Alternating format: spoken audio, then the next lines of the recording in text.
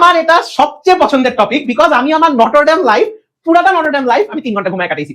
আমার এখনো মনে আছে, তোমাদের ইমন ভাইয়া আমার ক্লাসে এসে আমাকে দেখতো, যেমন আমরা একসাথে ক্লাস করতাম একই ক্লাসরুমে, এসে দেখতো আমার চোখ পুরো লাল টুকটুকা হয়ে আছে, কারণ আমি কম ঘুমাইছি। But I love that. আমার ঘুমানো খুবই অপছন্দের একটা কাজ, এন্ড আমার কাছে মনে হয় ঘুম আমাদের লাইফের one of the big wastages of time. ঠিক আছে, এটা খুবই বিতর্কিত একটা কথা, বাট আজকে আমি বলবো যে ঘুম তুমি কিভাবে কমাইতে পারো।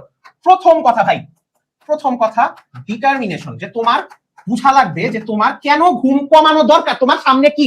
তো এইটার জন্য তোমার যেটা ইম্পর্টেন্ট সেটা হলো একটা গোল সেট করা, যে তুমি নিজেকে নেক্সট 3 মাসের মধ্যে একটা হ্যাবিট বিল্ড করবা। তো ঘুম কিভাবে কমাবো, that should not be the question. তোমার উচিত ঘুম কমানোটাকে একটা অভ্যাস কিভাবে করবো, এটার জন্য একটা হ্যাবিট বিল্ড করা লাগবে। এটার জন্য সব থেকে সোজা উপায় কি জানো? সব থেকে সোজা উপায়, তুমি এখন যে টাইমটা উঠো না তার 1 আওয়ার আগে উঠবা।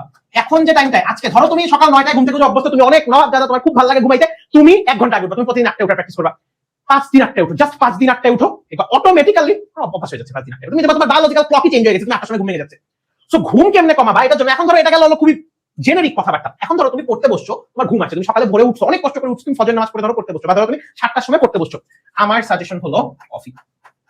কফি কফি এমন একটা জিনিস, তুমি যদি কফি খাওয়ার অভ্যাস করতে, ব্ল্যাক কফি খাওয়ার অভ্যাস করতে পারো, আমি ব্ল্যাক লিখে দিচ্ছি, যদি ব্ল্যাক কফি খাওয়ার অভ্যাস করতে পারো তোমার অটোমেটিক্যালি কুক হয়ে যাবে। সো তুমি এখন সাথে কি করতে পারো, ধরো তোমার শুধু কফি খেতে ভালো লাগছে না, তুমি সাথে একটা ছোট্ট একটা মিষ্টি বা দই বা চকলেট এই টাইপের কিছু একটা ইনক্লুড করতে পারো, যেন তুমি ঘুমটা কাটায় উঠতে পারো এন্ড তুমি পড়তে পারো। এরপর আমি একটা জিনিস আজীবন মেইনটেইন করতাম, আমি আজকে আমার পরীক্ষা দেওয়ার সময় এটা মেইনটেইন করছি, সেটা হলো হেঁটে হেঁটে পড়া। যখনই ঘুম আসতেছে ভাই হেঁটে হেঁটে পড়বো। আমি একটা ছোট্ট কাহিনী শেয়ার করি, হেঁটে হেঁটে পড়াটা আমার লাইফের এত বড় একটা পার্ট। আমি একবার স্কুলে থাকতে, মানে ক্লাস 8 আর 9 থাকতে একটা শীত নিয়ে ফ্লোরের মধ্যে ঘুমাই গেছি। আমার পরের দিন পরীক্ষা, ভোর 4টার সময় বোনের আমাকে ঘুম থেকে উঠেছে আমার বিছানায় পাঠানোর জন্য, যে ফ্লোরে কেন ঘুমায় আছি। এত অভ্যাস আমার এটা, আমি ঘুমের তালে কি করছি, ধর দিস ইজ মাই শীট, আমি শীত ধরে হাঁটতেছিলাম, শীত নিয়ে ঘুমাই গেছি। আমি ঘুম থেকে উঠে এমন করতেছি, হাতে কিন্তু শীত নাই, শীত মাটিতে, বিকজ আমি ঘুমের তালে ভাবতেছি যে আমার হাতে শীত আছে। ওই যে অভ্যাসটা আমি বছরের পর বছর ধরে বিল্ড করছি, এইটা আমাকে এখনো হেল্প করতেছে, এন্ড আমি এখনো হেঁটে পড়লে যে এফিসিয়েন্সিটা পাই, এটা বসে পড়লে পাই না। এরপর ধরো তুমি হেঁটে হেঁটে পড়ার জিনিস পড়তেছো না, তুমি বসে পড়তেছো। এখন বসে বলে এমনি পড়ি নয়, এমনি পড়ি নয়, ঘুমায় যাই, নিলে হাতের উপর মাথা রেখে ঘুমাইছে, কি করবো? হাতে